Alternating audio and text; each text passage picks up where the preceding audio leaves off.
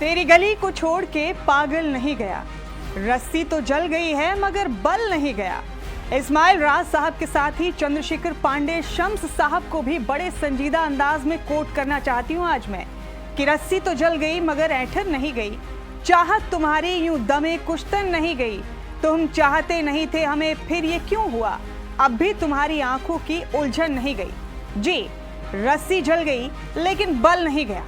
ऐसा लगता है कि ट्रंप को अपनी माशूका नेतन्याहू के साथ मलाकुल मौत के दीदार करने की और अपना और अपनी महबूबा का अंजाम फिरौन की माफिक करवाने की कुछ ज्यादा ही बेताबी और बेकरारी है।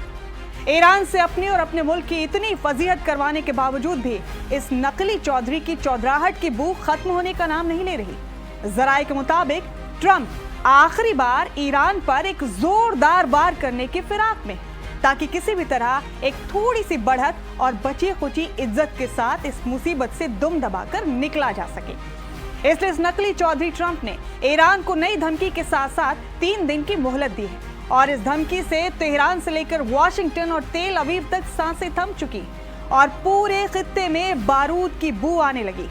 इसलिए अमेरिका ने अपनी पूरी ताकत इसी खित्ते में झोंक दी। इस वक्त अमेरिका के जंगी बेड़ों ने ईरान को चारों जानिब से घेर लिया है।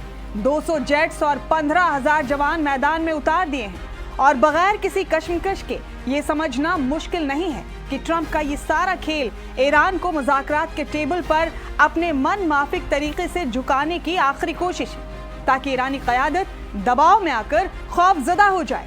लेकिन इसके बरक्स तेहरान की जानिब से भी साफ पैगाम दे दिया गया है कि अगर दुश्मन ने गलती से भी गलती की तो फारस की खाड़ी को अमेरिका के जवानों और बेड़ों का कब्रिस्तान बनाकर फिरौन का पड़ोसी बना दिया जाएगा।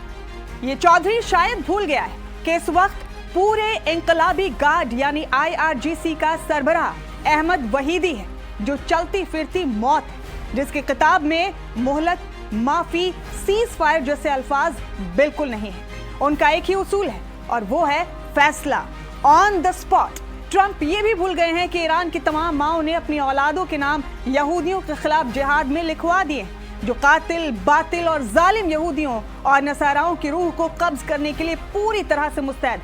ये यहूदी 12 दिनों की और 39 दिनों की मार को शायद भूल गए हैं कि कैसे ईरान के जुनूनी लड़ाकों ने यहूदियों के गरूर आयरन डोम को मोम बना दिया था और उनके इंटरसेप्टर थार्ड को फाड़ दिया था।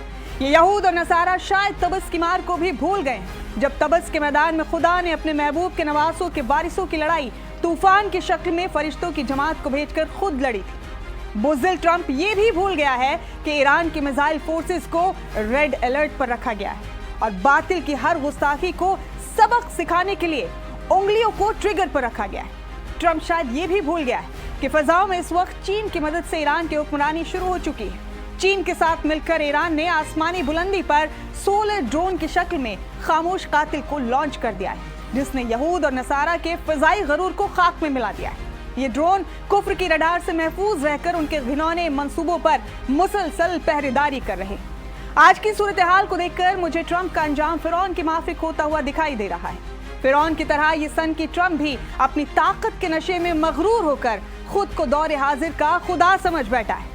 बनी इस्राइल की तरह ये आज का फिरौन ट्रंप भी पूरी दुनिया को अपना खादिम बनाना चाहता है, लेकिन जिस तरह कलीमुल्लाह हजरत मूसा अलैहिस्सलाम ने बनी इस्राइल के दिलों से फिरौन का खौफ निकाल दिया था, बिल्कुल ऐसे ही ईरान के मतवालों ने आज के फिरौन ट्रंप और नेतन्याहू का खौफ पूरी दुनिया के दिलों से निकाल दिया है। जिस तरह फिरौन अपने पूरे लाव लश्कर के साथ हजरत मूसा अलैहिस्सलाम और उनकी कौम बनी इस्राइल का पीछा करते हुए उनका खात्मा करने का मंसूबा लेकर दरियाए नील तक आ पहुंचा था, बिल्कुल उसी तरह दौरे हाजिर का फिरौन ट्रंप अपनी पूरी ताकत के साथ ईरान का पीछा करते हुए दरियाए फारस में आ पहुंचा है। अब मुझे आपसे बस कहना यह है कि जिस तरह ईरान की तैयारी है उसे नजर में रखते हुए अगर आज के फिरौन का हश्र भी कल के फिरौन की तरह हो जाए तो ताज्जुब ना कीजिएगा। जय हिंद, जय भारत।